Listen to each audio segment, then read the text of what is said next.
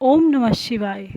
हम कोई भी व्रत रखते हैं, कोई भी कार्य करते हैं, लेकिन जब तक उसकी समाप्ति पूरी तरह से सही प्रकार से ना हो तब तक वो अपूर्ण माना जाता है।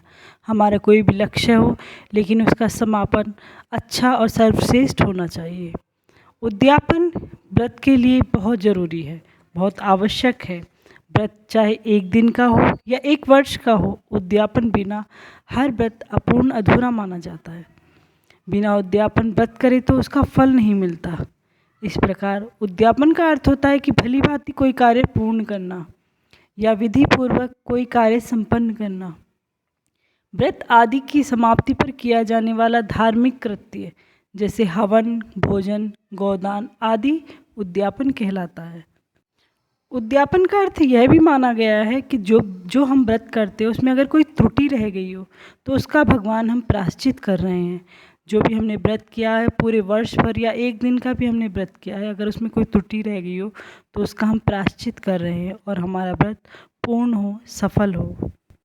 उद्यापन बगैर कोई भी फल नहीं मिलता, ना ही शुभ फल प्राप्त है, ना कोई भी किसी भी प्रकार का फल प्राप्त ही नहीं होता है। व्रत करना आसान है लेकिन व्रत पूरे होने पर उद्यापन भी करने की ज़रूरत होती है।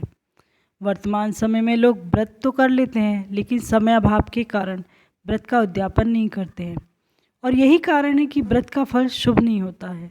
कहते हैं ना कि हमारी मनोकामना तो पूर्ण ही नहीं हुई, हमने व्रत रखा लेकिन हमें तो कोई फल मिला ही नहीं, इस व्रत से कोई फ़ायदा ही नहीं हुआ। इसका यही कारण ही है कि हम व्रत रख लेते हैं लेकिन उद्यापन को नहीं कर पाते हैं।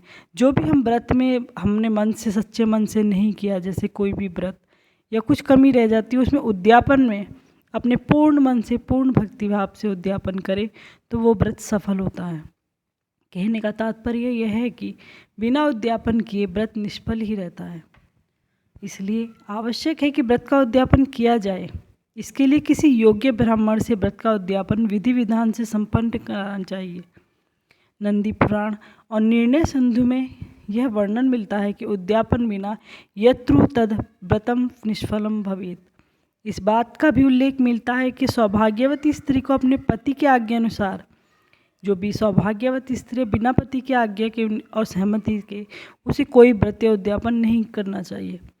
पति की आज्ञा और सहमति से ही व्रत या व्रत का उद्यापन करना चाहिए, तभी शुभ फल प्राप्त होता है। यहाँ वर्णन किया मैंने सरल शब्दों में उद्यापन क्या अर्थ है, क्यों आवश्यक है। मेरे इस चैनल पर